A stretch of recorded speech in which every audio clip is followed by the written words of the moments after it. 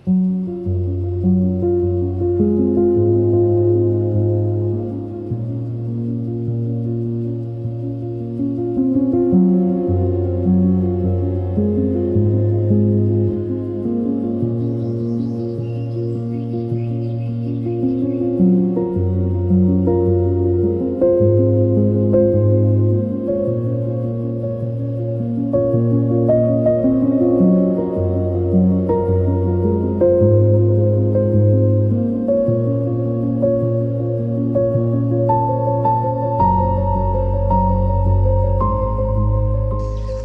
Hi guys, WhatsApp ಎಲ್ಲರೂ ಹೋಗಿದ್ದೀರಾ guys? ಇವತ್ತಿನ ವ್ಲಾಗಲ್ಲಿ ನಿಮ್ಗೆ ಏನು ತೋರಿಸ್ತೀನಿ ಅಂದರೆ, ಇವತ್ತ ಡೇಟ್ ಬಂದು ಮೇ 30 ಗಾಯ್ಸ್.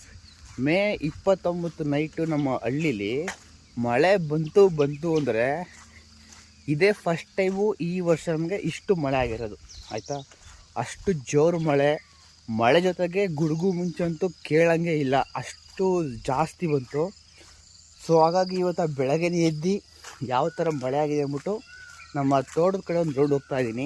ಸೊ ಬನ್ನಿ ನಿಮಗೂ ತೋರಿಸ್ತೀನಿ ಮಳೆ ಬಂದು ನಮ್ಮ ಹಳ್ಳಿ ವಾತಾವರಣ ಯಾವ ಥರ ಚೇಂಜ್ ಆಗಿದೆ ಅಂತ. ಸೊ ಬನ್ನಿ ಗಾಯ್ಸ್, ಇವತ್ತಿನ ಒಂದು ಡೈಲಿ ಮಿನಿ ವ್ಲಾಗ್ನ ಶುರು ಮಾಡೋಣ. ಆಗ ನಮ್ಮ ತೋಟದ್ರಿಗೆ ಬಂದೆ, ನಮ್ಮ ಕಟ್ಟೆ ನೋಡಿ ಹೆಂಗಿದೆ ಇವಾಗ ಅಂತ. ಫುಲ್ಲು ನೀರು ತುಂಬ್ಕೊಂಡ್ಬಿಡುತ್ತೆ, ಫುಲ್ ತುಂಬಿಲ್ಲ ಸ್ವಲ್ಪ. ಇದು ನಮ್ಮ ತೋಟ, ಇದು ತೆಂಗಿನ ತೋಟ. ಕ್ಲೀನಾಗಿ ಇವಾಗ ಮಣ್ಣು ನೋಡಿಸಿದೋ, ಇಲ್ಲೂ ಎಲ್ಲ ಫುಲ್ ಅಲ್ಲೇ ನೀರು ತುಂಬ್ಕೊಂಬಿಟ್ಟೈತೆ. ಬಟ್ ಪರವಾಗಿಲ್ಲ ಗೈಸ್, ಮಳೆ ಚೆನ್ನಾಗಿ ಆಗೈತೆ. ಇಷ್ಟು ವರ್ಷ ನಾವು ನೀರಿಲ್ದಲೇ ಆಮೇಲೆ ಸಿಕ್ಕಾಪಟ್ಟೆ ಪರದಾಡ್ತಾಯಿದ್ದೋ ತೋಟಕ್ಕೆ ನೀರು ಬಿಡೋಕ್ಕೆ. ಇವಾಗ ಮಳೆ ಬಂದು ಒಂದು ವಾರ 10 ದಿನ ನೀರು ಬಿಡೋ ಅವಶ್ಯಕತೆನೇ ಇಲ್ಲ ತೋಟಕ್ಕೆ. ಇವಾಗ ಅಷ್ಟು ಮಳೆ ಹೋದೈತೆ. ಒಂದು ವಾರಕ್ಕೊಂದ್ಸಲ 10 ದಿನಕ್ಕೊಂದ್ಸಲ ಈ ಥರ ಬರ್ತಾಯಿದ್ರೆ ಜನಗಳಿಗೆ ಸಖತ್ ಹೆಲ್ಪ್ ಆಗುತ್ತೆ. ಬಟ್ ನಾನು ನೋಡಿದ್ದೀನಿ ಮೊಬೈಲಲ್ಲಿ, ಬೆಂಗಳೂರಲ್ಲಿ ಸಿಕ್ಕಾಪಟ್ಟೆ ಮಳೆ ಅಂತ ಹೇಳ್ತಿದ್ರು. ಬೆಂಗಳೂರಲ್ಲಿ ಎಷ್ಟು ಜನ ರೈತರು ಅವ್ರಿಗೆ ಗೊತ್ತಿಲ್ಲ ನನಗೆ. ಬಟ್ ಹಳ್ಳೀಲಿ ರೈತರುಗಳ ಕತೆ ಬೇಡ. ಈ ಬರಗಾಲದಲ್ಲಿ ಬೋರ್ ಹಾಕ್ಸ್ಕೊಂಡು ಆ ಬೋರ್ ನೀರು ಬರುತ್ತೋ ಇಲ್ವೋ ಅಂತ ಕಾಯ್ಕೊಂಡು ಕೂತ್ಕೊಂಡು ಅವಕ್ಕೆ ನೀರು ಹಂಚ್ಬೇಕಲ್ಲ. ಬರಗಾಲದಲ್ಲಿ ಸಿಕ್ಕಾಪಟ್ಟೆ ಕಷ್ಟ. ನೋಡಿ ಇದೆಲ್ಲ ನಮ್ಮದೇ ಅಡಿಕೆ ಗಿಡ, ಅಲ್ಲಿ ನೋಡಿ ಫುಲ್ಲು ಎಲ್ಲ ಫುಲ್ಲು ನೀರು ನಿಂತ್ಕೊಂಡ್ಬಿಡೈತೆ. ಇದು ಹೊಸ ಮಣ್ಣು, ಇವೆಲ್ಲ ಆಯ್ತಲ್ಲ ಅದೆಲ್ಲ ಹೊಸ್ದಾಗಿ ಈಗ ಒಂದು ವಾರ ದಿವಸದಲ್ಲಿ ನಾವು ಮಣ್ಣು ಒಡಿಸಿರೋದು. ಮಣ್ಣು ಒಡಿಸ್ಬಿಟ್ಟಿದ್ದೀವಿ. ಇವಾಗ ಚೆನ್ನಾಗಿ ಮಳೆ ಆಗೈತೆ, ಗಿಡಗಳಿಗೆ ಒಳ್ಳೆ ಒಂಥರ ಅದ ಆಯಿತಾ. ಇಲ್ಲಿ ನೋಡ್ರಿ, ಬೋರ್ಗಳು ಆನ್ ಆಗ್ತಿಲ್ಲ ಅಂದ್ಬಿಟ್ಟು ಅಲ್ಲಿ ಮೋಟ್ರ್ ಐತಲ್ಲ, ಈ ಮೋಟ್ರ್ ಇಟ್ಬಿಟ್ಟು ಕಟ್ಟೆ ನೀರನ್ನ ತೋಟಕ್ಕೆ ಹೊಡಿವು ಆಯಿತಾ. ಸೊ ಅಲ್ಲೊಂತ, ಆಮೇಲೆ ಇಲ್ಲೇ ಒಂದು ಹತ್ರ ಐತೆ ನೋಡಿ, ಇಲ್ಲೂ ಅಷ್ಟೇ. ಇಲ್ಲೊಂತ ಕಟ್ಟೆಗೆ ಮೋಟ್ರ್ ಬಿಟ್ಟಿದ್ದೀವಿ. ತಿರ್ಗಿ ಅಲ್ಲೂ ಅಂತ ಬಿಟ್ಟಿದ್ದೀವಿ ನೋಡಿ, ಆ ಕಡಿದ ಬಾಕ್ಸು ಅಲ್ಲೂ ಅಂತ. ಇದೇ ಕೆಲಸ ಆಗಿತ್ತು. ಬಟ್ ಇವಾಗ ಮಳೆ ಬಂದು ಒಂದು ರಿಸ್ಕ್ ಫ್ರೀ ಅಂದ್ಕೊಂಬಿಡಿ ಒಂದು ವಾರ ಆಯಿತಾ. ಕರೆಂಟ್ ಬೇರೆ ನಮಗೆ ಕೊಡ್ತಿದ್ದೆ 3 ಅವರ್ ಬೋರ್ ಲೈನು. ಆ 3 ಅವರಲ್ಲಿ ಇಷ್ಟು ಆಟೋಕ್ಕೆಲ್ಲ ಮೇಂಟೈನ್ ಮಾಡಬೇಕು ಅಂದರೆ ಸ್ವಲ್ಪ ಕಷ್ಟ ಆಗೋದು. ಸೊ ಇವಾಗ ಒಂದು ವಾರ ಚಿಂತೆ ಇಲ್ಲ ಗೈಸ್ ಆಯಿತಾ. ಆ ರೇಂಜಿಗೆ ಮಳೆ ಆಗೈತೆ. ಅಲ್ಲಿ ನೋಡಿರಿ, ಇಲ್ಲಿ ತೋಟದೆಲ್ಲ ಫುಲ್ಲು ನೀರು ನಿಂತ್ಕೊಂಡ್ಬಿಟ್ಟೈತೆ. ಎಷ್ಟು ನಿನ್ನ ಕಡೆ ನೀರು ಅಂತ ಗೊತ್ತಾಗುತ್ತೆ, ಕಾಣ್ತಾಯ್ತಾ.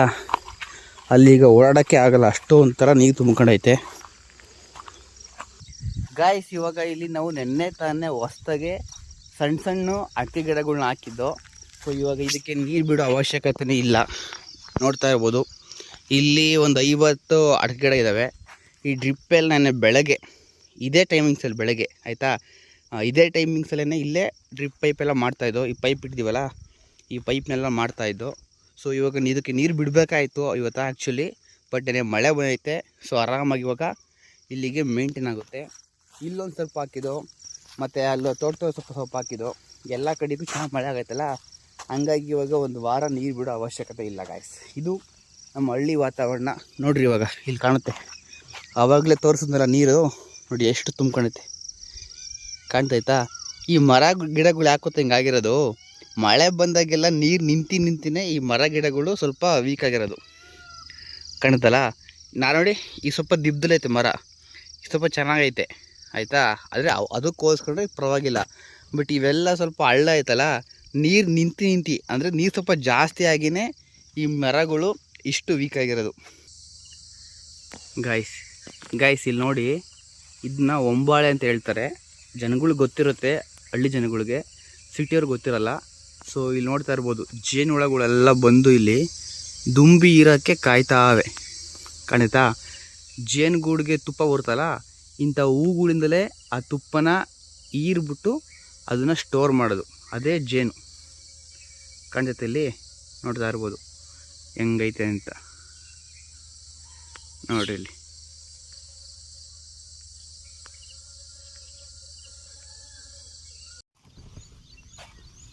ಗಾಯ್ಸ್, ಇಲ್ಲಿ ಕಾಣ್ತಿಯಲ್ಲ ಈ ಒಂದು ಹೆಜ್ಜೆ ಏನಾದ್ರು ಗೊತ್ತಾ? ಇದು ಮೊಲಗಳು ಆಯಿತಾ. ರಾತ್ರಿ ಹೊತ್ತು ಮೊಲಗಳು ಮೇಯಕ್ಕೆ ಬತ್ತುತ್ತಾ ಆವಾಗ ಓಡಾಡಿರೋ ಹೆಜ್ಜೆ ಇವೆಲ್ಲ. ಕಾಣ್ತಿದೆಯಾ ನೋಡಿ, ಇಲ್ಲೊಂದೈತೆ ಹೆಜ್ಜೆ ಆಯಿತಾ. ಇವೆಲ್ಲ ಮೊಲಗಳು ರಾತ್ರಿ ಹೊತ್ತು ಮೇಯಕ್ಕೆ ಬಂದಿರೋದಾಗ ಓಡಾಡೋದು ನೋಡಿ. ಕಾಣ್ತಿದೆಯಲ್ಲ, ಮೊಲ ಬಂದು ಹಿಂಗೆ ಹೋಗೈತೆ ವಾಪಸ್ ರಿಟರ್ನು. ಹಾಂ, ಹಿಂಗೆ ಈ ಕಡೆಗೆ ಹೋಗ್ರಿ ಮೊಲ ಆಯಿತಾ. ನೋಡಿ, ಮೊಲ ಹಿಡಿಯೋರೆಲ್ಲ ಹಿಂಗೆ ಈ ಥರ ಹೆಜ್ಜೆಗಳು ಗುರ್ತಿರ್ತಾವಲ್ಲ, ಆ ಹೆಜ್ಜೆಗಳು ಗುರುತುಗಳಿಗೆ ಹುಳ್ಳು ಅಂತ ಹಾಕ್ತಾರೆ. ಅಂದರೆ ತಂತಿಲಿ ಒಂದು ರೌಂಡ್ ಮಾಡಾಕಿರ್ತಾರೆ, ಅದನ್ನ ಹಾಕ್ಬಿಟ್ಟು ಬಿಟ್ಟು ಹೋಗ್ತಾರೆ. ರಾತ್ರಿ ಹೊತ್ತು ಮೊಲಗಳು ಹಿಂಗೆ ಓಡಾಡ್ಬೇಕಾದ್ರೆ ಬಿದ್ದು ತಗ್ಲಾಕೊಂಡ್ಬಿಡ್ತವೆ. ನಾವು ಮುಂಚೆ ಎಲ್ಲ ಮೊಲಗಳು ಹಿಡ್ದಿರೋದು ಸ್ವಲ್ಪ, ಅಂದರೆ ಒಂದು 5 ವರ್ಷ ಹಿಂದಗಡೆ. ಅವಾಗ ನಮ್ಮೂರಲ್ಲಿ ಒಬ್ಬರು ಫೇಮಸ್ ಅವರೇ ಮೊಲ ಹಿಡಿಯೋರು. ಅವ್ರ ಜೊತೆ ಸೇರ್ಕೊಂಡು ನಾವು ಕೂಡ ಕೆಲವೊಂದು ಮೊಲಗಳನ್ನ ಹಿಡಿದ್ಬಿಟ್ಟು ಬೇಯಿಸ್ಕೊಂಡು ತಿಂದಿದ್ದು. ಬಟ್ ಆ ರೆಸಿಪಿ ಚೆನ್ನಾಗಿ ನಮಗೆ ಮಾಡೋಕ್ಕೆ ಬರೋಲ್ಲ, ಕ್ಲೀನಾಗಿ ಚಿಕನ್ ಫ್ರೈ ಥರದ ಚೆನ್ನಾಗಿರಲ್ಲ ಟೇಸ್ಟು. ಬಟ್ ಮೊಲ ಮಾಂಸ ಮಾತ್ರ ಟೇಸ್ಟಾಗಿರುತ್ತೆ. ಹಂಗಂತ ಕಾಡು ಮನುಷ್ಯ ಅಂತ ಕೇಳಬೇಡಿ ಗಾಯ್ಸ್, ಮೊಲಗಳು ಎಲ್ಲ ತಿಂತಾರೆ ಆಯಿತಾ. ಅದೇ ಥರ ನಾವು ಕೂಡ ಒಂಥರ ಟೇಸ್ಟ್ ನೋಡಿದ್ದು ಅಷ್ಟೇ. ನೋಡಿ ಇಲ್ಲಿ ಕಡಿತಾ ಮೊಲಗಳು ಮೇಯ್ದುಬಿಟ್ಟು ಇಲ್ಲಿ ನೀರು ಕುಡಿಯೋಕ್ಕೆ ಬಂದಿರೋದು ಇದೆಲ್ಲ ಹೆಜ್ಜೆ. ಕಾಣಿಸ್ತಾರ ನೋಡಿ. ಆಮೇಲೆ ಈ ಏರಿಯಾದಲ್ಲಿ ಸ್ವಲ್ಪ ನವಿಲುಗಳು ಜಾಸ್ತಿ ಇರೋವು. ಇವತ್ತು ನವಿಲಿಲ್ಲ. ನವಿಲುಗಳು ಬೆಳಗ್ಗೆ ಬಂದುಬಿಟ್ರೆ ಇಲ್ಲಿ ರೆಕ್ಕೆ ಬಿಚ್ಕೊಂಡು ಕುಣಿತಾ ಇರೋವು. ನಾನು ಅಂದ್ಕೊಂಡೆ ಬಂದೆ ನವಿಲು ಸಿಗ್ಬೋದು ಅಂತ, ಬಟ್ ನವಿಲುಗಳು ಇವತ್ತು ಬಂದಿಲ್ಲ. ಯಾಕೆ ಅಂತ ನಾಳೆ ಬಂದಾಗ ಅವನ್ನೇ ಕೇಳಬೇಕು. ನೋಡಿ ಗಾಯ್ಸ್, ಇವಾಗ ಫೈನಲಿ ಮಾವಿನ ತೋಪಿಗೆ ಬಂದಿದ್ದೀವಿ. ನೋಡ್ತಾ ಇರ್ಬೋದು ಮಾವಿನಕಾಯಿಗಳು, ಇವೆಲ್ಲ ಬಿಟ್ಟ ಮಾವಿನಕಾಯಿಗಳು. ಬಟ್ ಇವನು ತಿನ್ನೋಕ್ಕಾಗಲ್ಲ, ಸಿಕ್ಕಾಪಟ್ಟೆ ಹುಳಿ ಇರ್ತವೆ ಆಯಿತಾ. ಇವೆಲ್ಲ ಹಣ್ಣಾದಾಗ ತಿನ್ನಬೇಕು. ನೋಡಿ ಎಲ್ಲ ಆಲ್ಮೋಸ್ಟು ಎಲ್ಲ ಮರದಲ್ಲಿ ಮಾವಿನಕಾಯಿ ಬಿಟ್ಟವೆ. ಕೆಲವರೆಲ್ಲ ಮಾವಿನಕಾಯಿಗೆಲ್ಲ ಕಿತ್ಕೊಂಡು ಹೋಗಿ ಹಣ್ಣು ಮಾಡಿ ತಿಂತಾವ್ರೆ. ಚೆನ್ನಾಗಿಲ್ದಿರೋ ಮರಗಳಲ್ಲಿ ಅವರು ಕೀಳಕ್ಕೆ ಹೋಗಿಲ್ಲ, ಬಿಟ್ಟವ್ರೆ. ಇಲ್ಲೊಂದೇ ಒಂದು ಮರ ಐತೆ ಕಾಣ್ತಿರ್ಬೋದು, ಇದರಲ್ಲಿ ಚೆನ್ನಾಗಿರುತ್ತೆ ಟೇಸ್ಟು. ನೋಡೋಣ ಬನ್ನಿ. ಕಾಯಿಗಳಿತ್ತು ಅಂದರೆ ಬೇಕಾದ್ರೆ ಕಿತ್ಕೊಂಡು ತಿನ್ನೋಣ. ಬಟ್ ಕಾಯಿ ಇಲ್ಲ ಅಂತಂದರೆ ಏನು ಮಾಡೋಕ್ಕಾಗಲ್ಲ. ಇದು ತೋತಾಪುರಿ ಮಾವಿನಕಾಯಿ ಅಂತ. ಕಾಯಿ ಇದ್ದಾಗಲೂ ಚೆನ್ನಾಗಿರುತ್ತೆ ತಿನ್ನೋಕ್ಕೆ. ಅವೆಲ್ಲ ಹುಳಿ ಮಾವಿನಕಾಯಿ, ಅವೆಲ್ಲ ಹಣ್ಣು ಮಾಡಬೇಕು ಆಯಿತಾ. ಹಣ್ಣು ಮಾಡಿದಾಗಲೇ ತಿನ್ನೋಕ್ಕಾಗೋದು, ಇಲ್ಲಿಂದ ಇವಾಗ ತಿನ್ನೋಕೆ ಸಿಕ್ಕಾಪಟ್ಟೆ ಹುಳಿ. ಇದು ತೋತಾಪುರಿ ಮಾವಿನಕಾಯಲ್ಲಿ ಒಂದೇ ಒಂದು ಹಣ್ಣು ಇಲ್ಲ ಗಾಯ್ಸ್. ಬಟ್ ಈ ಮರ ಐತಲ್ಲ ಸಕ್ಕ ಟೇಸ್ಟಾಗಿ ಬಿಡುತ್ತೆ. ಆ ಮಾವಿನಕಾಯಿನೇ ಫುಲ್ಲು ಒಂಥರ ಕೆಂಪಗಿರುತ್ತೆ, ರಸಪುರಿ ಥರ. ಆ ತೋತಾಪುರಿ ಮಾವಿನಕಾಯಿ ಟೇಸ್ಟ್ ಮಾತ್ರ ಅಲ್ಟಿಮೇಟ್ ಆಗಿರುತ್ತೆ ಮಾತ್ರ. ಅವೆಲ್ಲ ಇದಾವೆ, ಅವನು ತಿನ್ನೋಕ್ಕಾಗಲ್ಲ, ಹುಳಿ ಸಿಕ್ಕಾಪಟ್ಟೆ. ಬನ್ನಿ ನೋಡೋಣ. ಆ ಕಡೆ ಇನ್ನೂ ಬೇಕಾದಷ್ಟು ಮರಗಳಿದ್ದಾವೆ, ತೆಂಗಿನ ಮರಗಳು ಅಲ್ಲ ಮಾವಿನ ಮರಗಳು. ಅಲ್ಲಿ ಹೋಗ್ಬಿಟ್ಟು ತೋತಾಪುರಿ ಮಾವಿನಕಾಯಿ ಸಿಕ್ತು ಅಂದರೆ ತಿನ್ನೋಣ ಬನ್ನಿ ಗೈಸ್. ನವಿಲು ಆವಾಗಲೇ ಹೇಳಿದೆ ಗೊತ್ತಾ ನಿಮಗೆ, ನವಿಲಿಲ್ಲ ಅಂತ. ನೋಡಿ, ಅಯ್ಯೋ ಅಲ್ಲಿ ಮಿಸ್ ಆಗೋಯ್ತು. ತೋರಿಸ್ತೀವಿ ಬನ್ನಿ ಇವಾಗ. ನೋಡಿ ಎಲ್ಲ ಇದಾವ, ಬನ್ನಿ ಇವಾಗ ನೋಡಿ ನವಿಲು ತೋರಿಸ್ತೀವಿ ನೋಡಿ. ನವಿಲು ಹೋಗ್ಬಿಟ್ಟು ಗಾಯ್ಸ್ ಇವಾಗ ತೆಂಗಿ ಮರದ ಮೇಲೆ ಕುತ್ಕೊಂಡೈತೆ. ಗಂಡು ಆಯಿತಾ. ಮಾಮೂಲಿ ಹಿಂದೆಗಡೆ ಎಲ್ಲ ಪುಕ್ಕ ಇರ್ತಲ್ಲ, ಅದೇ ನವಿಲು ಇದು ಇಲ್ಲ ಐತೆ. ತೋರಿಸ್ತೀನಿ ಬನ್ನಿ. ಅಂದರೆ ಆ ಏರಿಯಾ ಬಿಟ್ಟು ಇವಾಗ ಬೇರೆ ಏರಿಯಾ ಕಡೆಗೆ ಶಿಫ್ಟ್ ಆಗೈತೆ, ಒಂದು 100 ಮೀಟ್ರು. ನಾನು ಹೋಗ್ತಿದ್ದಂಗೆ ಇವಾಗ ಆರೋಗುತ್ತೆ. ನೋಡಿ ಇದೇ ಮರ. ಯಾವ ಮರ ಗೊತ್ತಾ? ಯಾವ ಮರ? ಅದೇ ಮರ ಇರೋದು. ಬನ್ನಿ ಹತ್ರಕ್ಕೆ ಹೋಗ್ತೀನಿ ನೋಡೋಣ. ಅರವತ್ತು ಕಾಣ್ತಲ್ಲಿ ಅಲ್ಲಿ ಆ ಮರಕ್ಕೆ ಹೋಯ್ತು ನೋಡ್ರಿ. ಅಲ್ಲಿ ನವಿಲು ಕಾಣ್ತೈತಾ? ಗಂಡು ನವಿಲೆ ಇದು ಆಯಿತಾ. ಬೆಳಗ್ಗೆ ಇವತ್ತು ಬೇಗ ಬಂದ್ಬಿಟ್ರೆ ಇಲ್ಲಿ ಆ ರೆಕ್ಕೆ ಎಲ್ಲ ಬಿಚ್ಕೊಂಡು ಕುಣಿತಾ ಇರ್ತವೆ ನವಿಲುಗಳು. ಅಷ್ಟು ಸಖತ್ತಾಗಿರುತ್ತೆ ಮಾತ್ರ ನೋಡೋಕ್ಕೆ. ನಾನು ಎಷ್ಟೋ ಸಲ ನೋಡ್ಬಿಟ್ಟಿದ್ದೀನಿ, ಬಂದಾಗ ಒಂದು 10 ಸಲ ನೋಡಿದ್ದೀನಪ್ಪ. ಬೆಳಗ್ಗೆನೇ ಬತ್ತೀವಲ್ಲ ತೋರ್ಕಡಿಕೆ, ಆವಾಗ ರೆಕ್ಕೆ ಬಿಚ್ಕೊಂಡು ಕುಣಿತಾ ಇರ್ತವೆ. ಬನ್ನಿ ಇವಾಗ ನವಿಲು ಹತ್ತಕ್ಕೆ ಹೋಗ್ಬನ್ನಿ ನೋಡೋಣ. ಅವೆಲ್ಲ ಸಿಗಲ್ಲ ಗಾಯ್ಸ್ ಹತ್ರಕ್ಕೆ ಹೋದ್ರು ದೂರ ಆರೋಗ್ಬಿಡ್ತವೆ.